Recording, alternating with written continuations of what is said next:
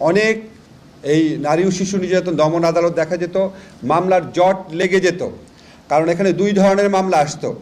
একটা হচ্ছে সম্মতিসহ যে সমস্ত ধর্ষণের ঘটনা ঘটতো, যে বিয়ের প্রলোভন দেখিয়ে, এই সমস্ত মামলার অনেক আধিক্য ছিল, এই মামলাগুলাই বেশি ছিল।